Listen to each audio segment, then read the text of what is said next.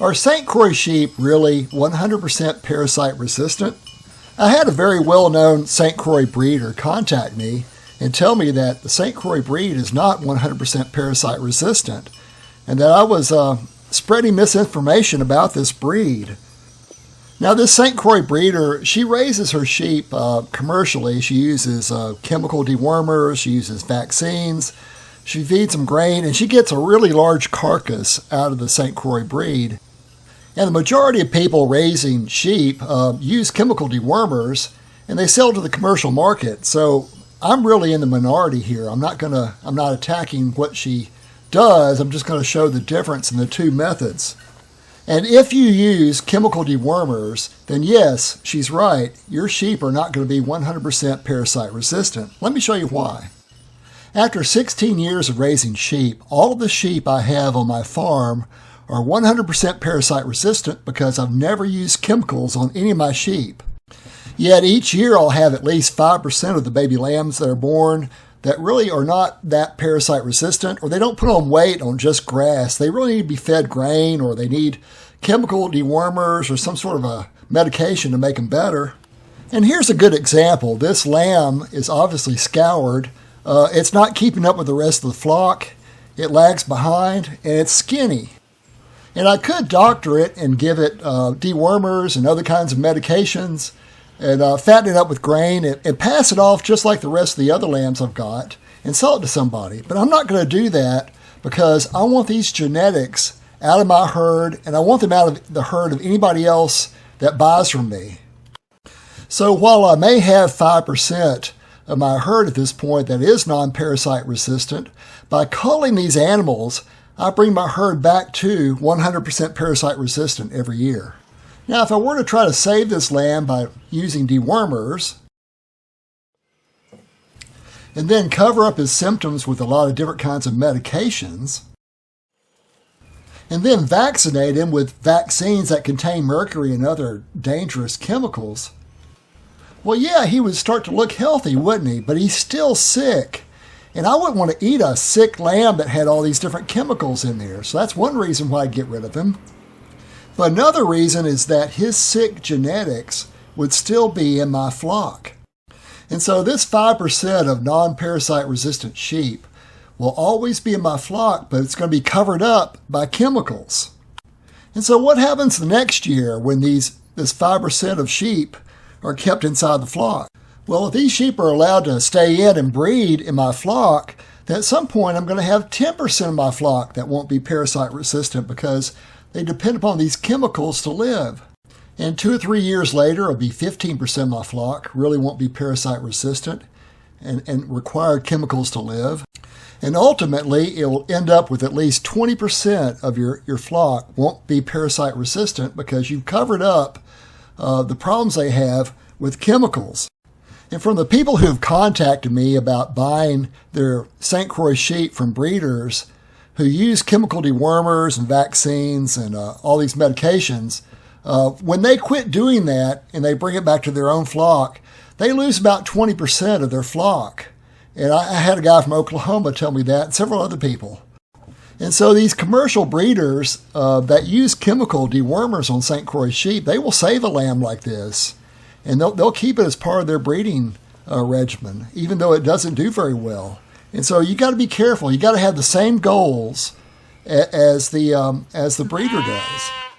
But if your goal is to sell sheep down at the sale barn, then it makes perfect sense to pump them full of chemicals, feed them as much grain as possible to get the largest carcass size you can. Because the sale barn grades entirely on how the animal looks on the outside. A choice or prime animal will bring $3.21 a pound, while an animal that's considered to be good or choice will bring only $1.95 a pound. So you really need to understand these USDA grades and how they grade animals as prime, choice, or good.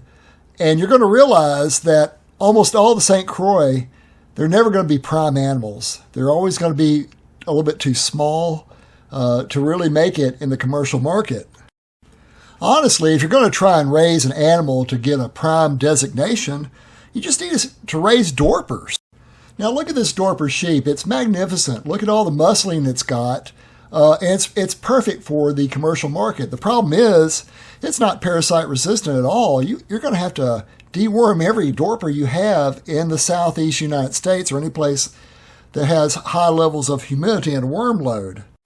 The other breed that might be suitable for a sale barn is Katahdin sheep. Katahdin make a pretty good carcass, not quite as good as the dorper, and they are somewhat more parasite resistant, but you're still going to have to deworm them. Everyone I've talked to that said they try and take their Katahdins off dewormers, they said they lose about 70% of their flock if they quit deworming them. So can Katahdin sheep ever be 100% parasite resistant? Yes, if you're willing to cull all the ones that aren't. If you're willing to cull perhaps a majority of your sheep by not deworming them and find the ones that fall out, yeah, you can raise Katahdins without dewormers. But more importantly, you need to figure out your market. Is your market going to be the sale barn, or are you going to try and get USDA certification? Now, if you're going to try and raise sheep organically or get them certified USDA organic, you cannot use dewormers, because dewormers are on the list of prohibited substances for raising USDA certified organic sheep. And so if you're using these dewormers, you're not going to be able to do that. You're not going to be able to ever get your organic certification. And that means all these breeds that depend on these dewormers can never be certified organic. So if you're going to be selling organic sheep using a dorper or even a Katahdin, most likely you're going to fail. Because in the southeast United States, these breeds depend on dewormers to survive. Now, if you're going for your organic certification, there are some other sheep breeds that you could consider besides the St. Croix. The Barbados black-belly sheep can be raised entirely without dewormers in the southeast United States. It's a very good breed, too. The Florida native sheep can be raised without chemical dewormers in the southeast.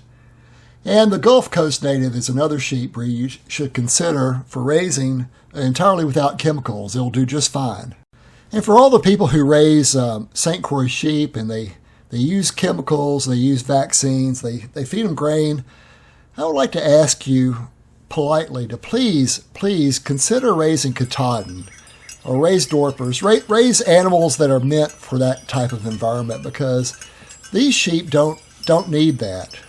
They could do just fine. And when you raise these sheep with chemicals, ultimately you're starting to destroy the very characteristics they have of being 100% parasite resistant.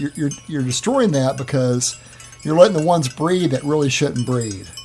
Well, thanks for watching the video.